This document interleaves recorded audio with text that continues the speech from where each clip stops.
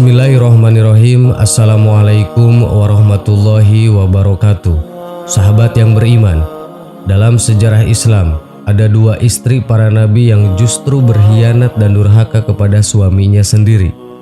Mereka adalah istri dari Nabi Lut yang mendukung perbuatan maksiat sesama jenis, dan istri Nabi Nuh yang secara terang-terangan menyebut suaminya sendiri gila.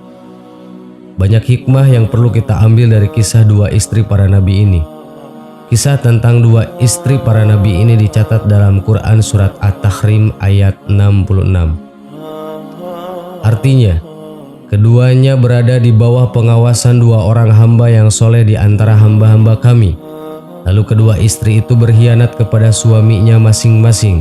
Maka suaminya itu tidak dapat membantu mereka sedikit pun dari siksa Allah.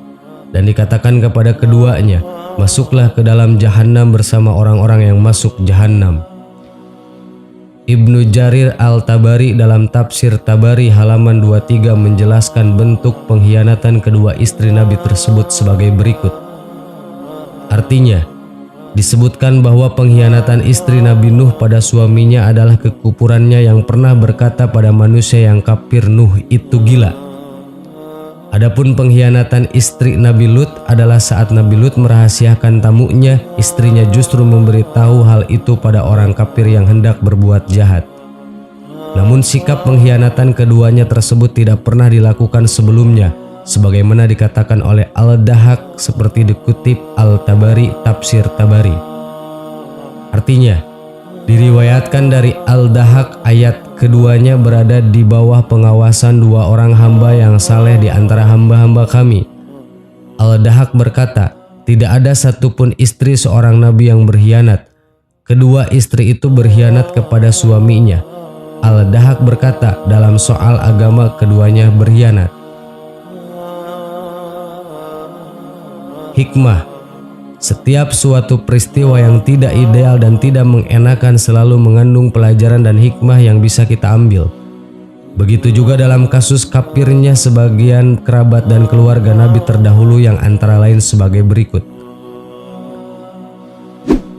1. Allah menguji Nabi Lut melalui istrinya untuk mengangkat derajat dan meninggikan statusnya dengan sikap Nabi Lut yang ridho dan sabar atas semua cobaan tersebut. Sebagaimana cobaan itu juga menimpa Nabi Ibrahim dengan kekufuran ayahnya. Quran surat At-Taubat ayat 114. Dan Nabi Nuh dengan anaknya lelaki. Quran surat Hud ayat 42. Dan istrinya At-Tahrim ayat 66. 2. Sebagai motivasi dan penghibur bagi orang yang mendapatkan musibah. Dengan sikap anak yang durhaka atau kerabat yang membangkang, walaupun segala usaha sudah dilakukan untuk memperbaiki mereka, ini artinya bahwa hidayah adalah milik Allah. Manusia hanya berusaha maksimal. 3. Bahwa setiap manusia bertanggung jawab penuh atas segala perbuatannya. Orang baik tidak menanggung perbuatan kerabatnya yang buruk walaupun kekerabatannya itu sangat dekat hubungannya seperti anak, istri, ayah, saudara, apalagi teman atau tetangga. Allah berfirman dalam Quran surat Al-Muddatsir ayat 74. Artinya, tiap-tiap diri bertanggung jawab atas apa yang telah diperbuatnya. Ayat ini diulang berkali-kali yang menunjukkan signifikansinya. Lihat misalnya pada Quran surat Ar-Ra'd ayat 33, Al-Ghafir ayat 17, Al-Jasiyah ayat 22, Al-Baqarah ayat 281, Ali Imran ayat 25, Al-An'am ayat 164. Sahabat yang beriman, itulah hikmah yang bisa kita ambil dari kisah tentang pengkhianatan dua istri para nabi. Semoga menjadi tambahan ilmu buat kita semua. Amin. Allahu a'lam. Assalamualaikum warahmatullahi wabarakatuh.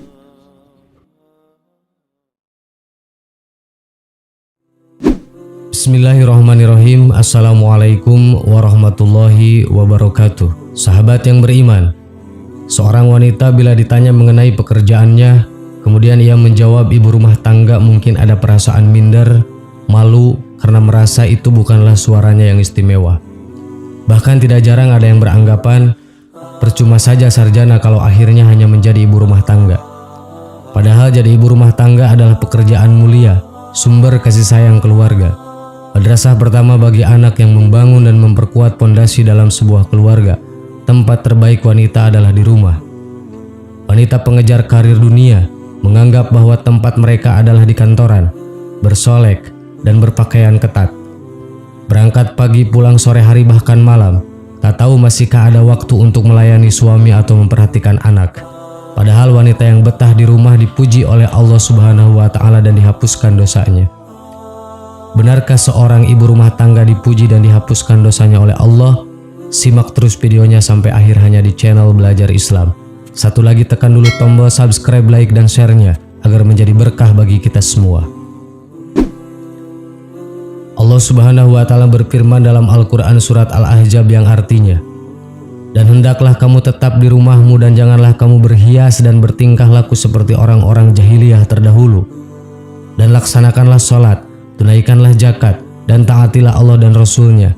Maka sesungguhnya Allah bermaksud hendak menghilangkan dosa dari kamu wahai Ahlul Bait dan membayarkan kamu sebersih-bersihnya." Quran surat Al-Ahzab ayat 33. Dari Ummu Salamah, Rasulullah SAW bersabda, "Sebaik-baik masjid bagi para wanita adalah diam di rumah-rumah mereka." Hadis riwayat Ahmad. Keberadaan seorang ibu dalam sebuah rumah tangga sangat amat berharga dan menjadi salah satu peran penting dalam pembangunan peradaban bangsa. Anak yang lahir dari seorang ibu yang memiliki pegangan teguh terhadap agama akan berpengaruh besar terhadap perkembangan akhlak anak bangsa. Menjadi ibu rumah tangga bahkan bisa membuka kesempatan untuk mendapatkan pahala setara dengan pahala laki-laki yang pergi berjihad. Asma bin Yazid, seorang wanita yang cerdas dan pemberani, menemui Rasulullah SAW kemudian berkata, "Wahai Rasulullah, laki-laki memiliki keutamaan dan mereka juga berjihad di jalan Allah. Apakah bagi kami kaum wanita bisa mendapatkan amalan orang yang berjihad di jalan Allah?" Rasul bersabda, "Wanita yang selalu berbuat baik pada suaminya, membahagiakannya, dan mencari keridhoannya, maka dia akan mendapat pahala yang sama dengan suami mereka." Seorang muslimah berkewajiban senantiasa menjaga diri agar tidak menimbulkan fitnah karena wanita adalah aurat. Jika seorang wanita keluar dari rumahnya, maka setan akan mengawasinya dan membuat orang lain indah memandangnya. Disebutkan dalam hadis Abdullah, Nabi SAW bersabda, "Sesungguhnya wanita itu aurat. Jika dia keluar rumah, maka setan menyambutnya. Keadaan wanita yang paling dekat dengan Allah adalah ketika dia berada di dalam rumahnya." Hadis riwayat Ibnu Khuzaimah dan Tirmizi. Wanita merupakan fitnah terbesar bagi laki-laki. Sebagaimana hadis Nabi Muhammad SAW yang diriwayatkan dari Utsman bin Zaid, Nabi bersabda, "Aku tidak meninggalkan satu godaan pun yang lebih membahayakan para laki-laki selain fitnah wanita." Hadis riwayat Bukhari dan Muslim. Imam Nawawi mengatakan yang dimaksud godaan wanita bisa jadi di dalamnya adalah istri, karena ada di antara para istri yang membuat suaminya jauh dari Allah. Rasulullah pernah ditanya siapakah wanita yang paling baik, beliau menjawab, "Ya, itu yang paling menyenangkan jika dilihat oleh suaminya, mentaati suami jika diperintah, dan tidak menyelisihi suami pada diri dan hartanya sehingga membuat suami benci." Hadis riwayat Al-Asy'ari dan Ahmad. Wanita terbaik adalah mendampingi suami dalam setiap keadaan, serta menyenangkan hati suami, bertanggung jawab untuk mengurus rumah dan anak-anaknya. Anak adalah titipan Allah Ta'ala yang kelak orang tuanya akan dimintai pertanggungjawabannya di hadapan Allah Subhanahu wa Ta'ala. Rasulullah SAW bersabda, "Setiap kalian adalah pemimpin dan akan dimintai pertanggungjawaban mengenai kepemimpinannya. Kepala negara adalah pemimpin dan ia akan dimintai pertanggungjawabannya mengenai hal itu." Hadis riwayat Bukhari. Sahabat yang beriman, menjadi seorang ibu rumah tangga adalah menjadi wanita yang mulia, wanita pilihan, dan wanita terbaik dan dekat dengan Allah Subhanahu wa Ta'ala. Amin. Wallahu a'lam. Wassalamualaikum warahmatullahi wabarakatuh.